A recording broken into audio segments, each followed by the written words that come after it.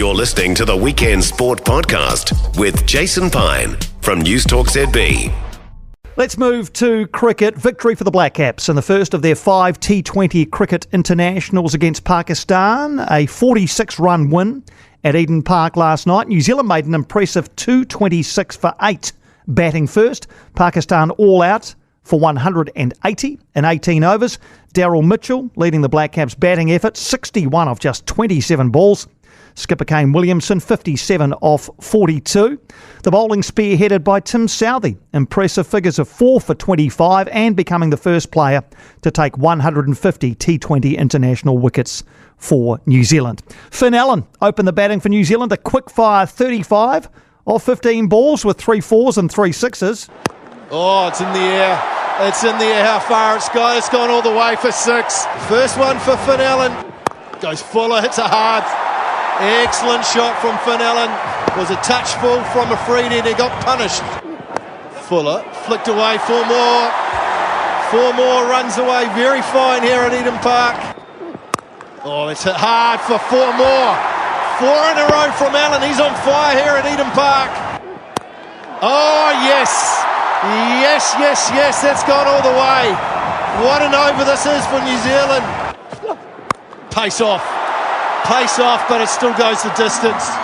Good hitting from Finn Allen. He's in the mood tonight, and this is a positive for New Zealand. Yeah, very much on brand from Finn Allen last night. He joins us now. Finn, congrats on the innings, on the win. How satisfied do you think the team is with that first up performance last night? Cheers, Piney. Yeah, I think it was good, coming off the back of what was probably a pretty tough Bangladesh series in last year. I mean, Pakistan are a pretty good side, and we knew we were going to be up against it. So to come out and put up a performance like that first up is pretty good for us. Tell us what it's like batting on what is a really unusually shaped cricket ground.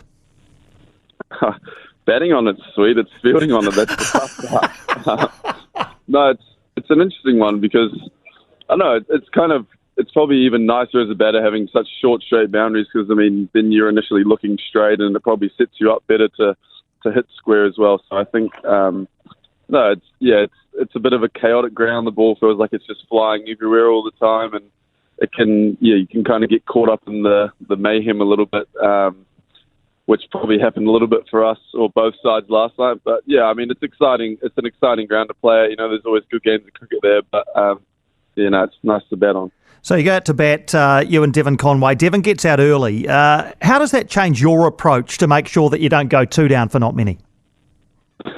A bit of panic because it's not usually Dev that gets out; it's usually me. But it's exciting as well because I guess it creates an opportunity for me to have a bit of responsibility to kind of just have a bit more responsibility and build that partnership with Kane coming in. It's not often that Devon goes early. It's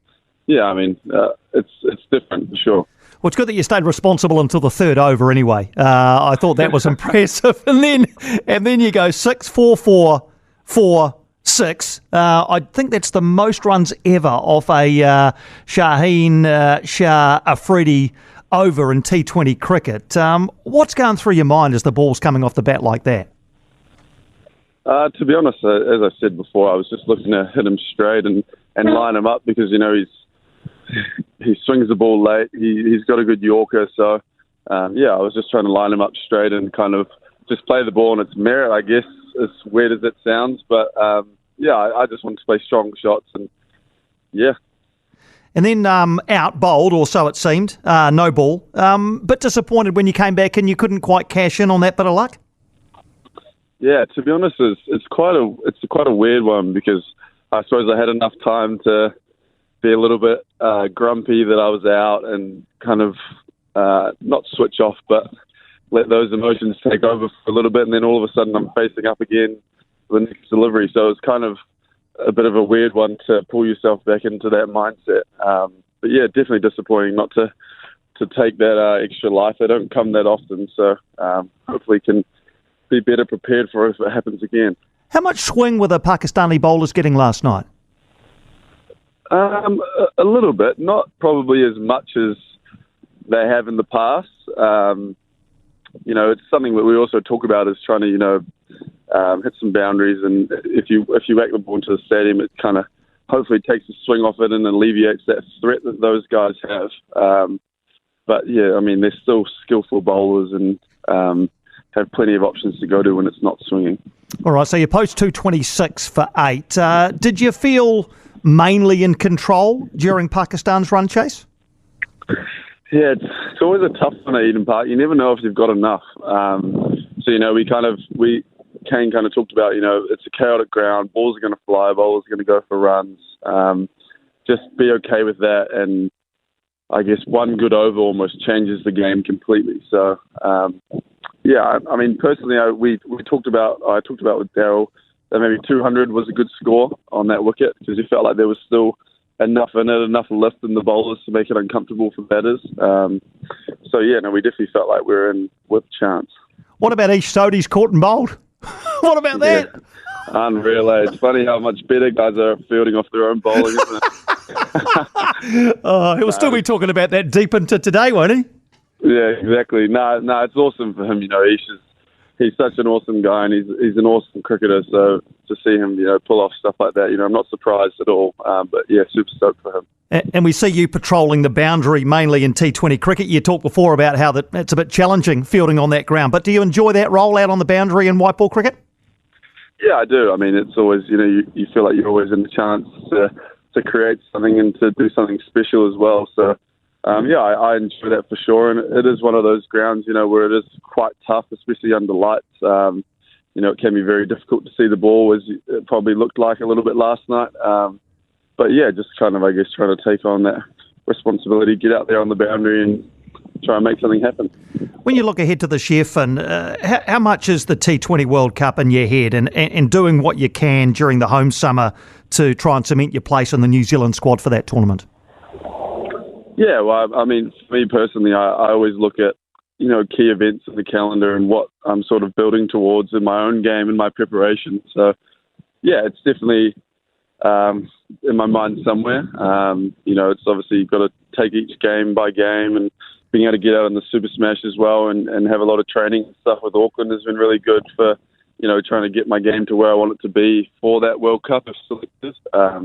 But yeah, obviously, everyone's trying to put their best foot forward to be in that squad and to have a chance at trying to do something special for New Zealand. All right, and game 2 in this series, Eden Park, Hamilton tomorrow night. Does that feel like a slightly lower scoring ground?